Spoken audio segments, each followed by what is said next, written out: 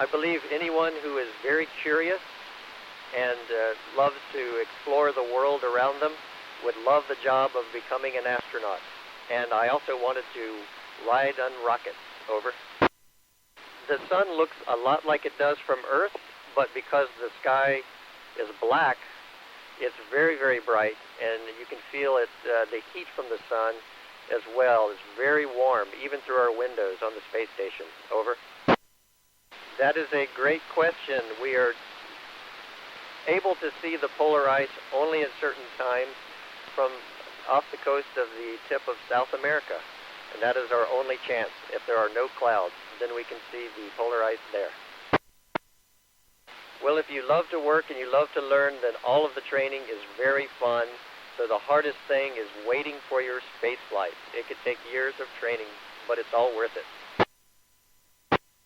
On the space station, we can sew up cuts, we can drain an infection, but we cannot do surgery.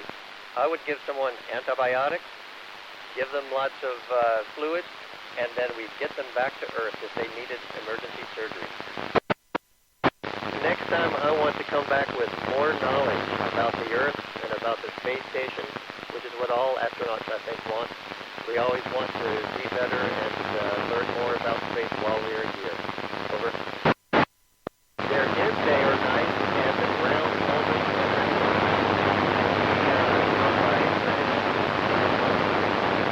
this weekend we are sleep shifting because we have vehicle docking and sundown.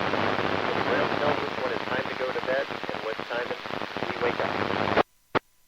The space station goes around the Earth 16 times a day. So we can see 16 sunrises and sunsets every day. Very beautiful. I want to see my family, and I want to take a hot shower. And those two things, hopefully, I can do very quickly when I get back. And after that, I'd like some fresh food. Over. Weightlessness is a lot of fun. You carry, push big, heavy objects around. But it's very inconvenient to find a place to put things. If I'm using a pen or pencil, I can't just put it down on a table. I have to Velcro it or stick it to a wall.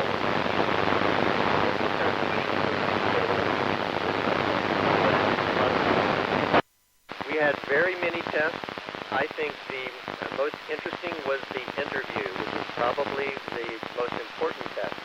When many experienced astronauts and managers and engineers ask you about your life and how your life went and how you came to interview or to apply to become an astronaut.